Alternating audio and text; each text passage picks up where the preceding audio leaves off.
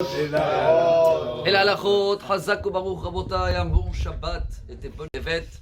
Et on a une paracha qui nous apprend un grand message pour notre vie, pour notre génération.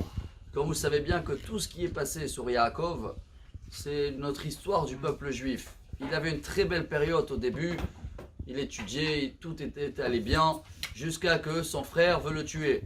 Il est obligé de se déplacer, il va être pauvre. Et après, il va commencer à avoir un nouveau ennemi, que c'est même de la famille, le beau-père, et qui va le trahir 100 fois. Et après qu'il a eu un ennemi, on va l'appeler spirituel, parce qu'il ne voulait pas détruire Yaakov, il voulait juste, dans l'éducation des enfants, influencer. Il retourne, il va rencontrer son frère, qui revient pour le tuer avec 400 personnes. Et il arrive en Israël, apparemment, Vayeshev, c'était la paracha il y a 2 semaines, il voulait être tranquille, mais non. Et il y a l'histoire maintenant du viol de Dina. Et la dernière histoire, c'est l'histoire de Yosef. Chers amis, quand vous regardez bien, c'est notre histoire du peuple juif. On avait une période royale, premier temple, roi Salomon, David Ameler, tout se passe très bien.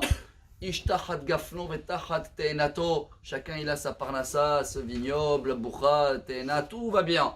Mais après ça commence la période où il y a des ennemis physiques comme Esav, ou des ennemis spirituels comme Lavan ou comme Hanouka, les Grecs, etc.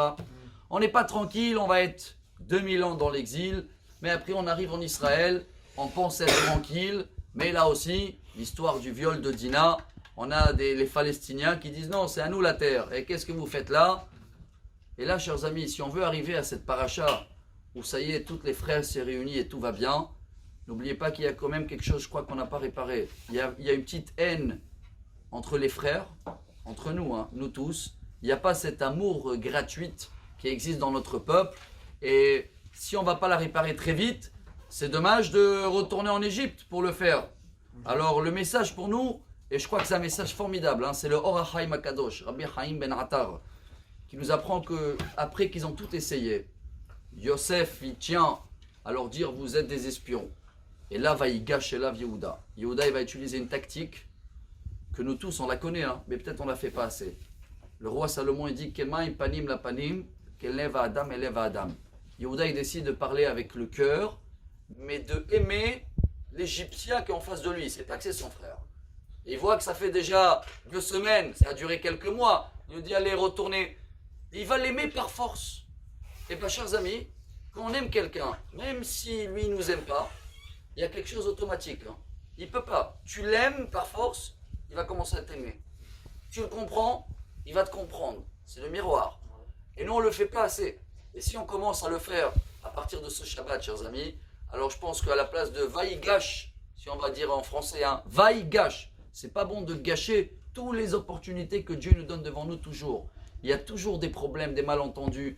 Quelqu'un, il a un rendez-vous pour avoir un nouveau poste, ou un autre, il veut aller à l'armée.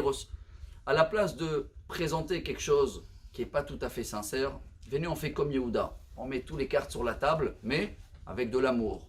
Et quand on le fait avec sincérité, la paracha nous apprend qu'à la fin, on se réunit tous ensemble, tous les frères ils sont là. Et je pense que la solution pour avoir Mashiach et pour avoir cette Géoula chez les mains, elle est devant nous. Shabbat Shalom et Besorot Tovot. Amar Rabbi Elazar.